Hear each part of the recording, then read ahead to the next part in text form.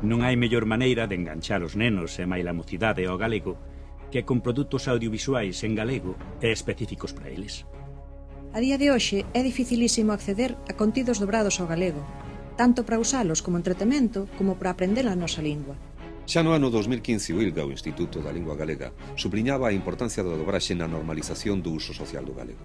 Pero ao mesmo tempo advertía da falta de contidos dobrados ao galego nas novas canles de difusión audiovisual.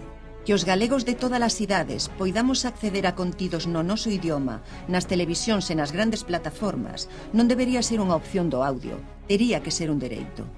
Nun mundo cada vez máis global, Galicia non pode ser un territorio de exclusión. Os galegos queremos poder ver ficción internacional en galego.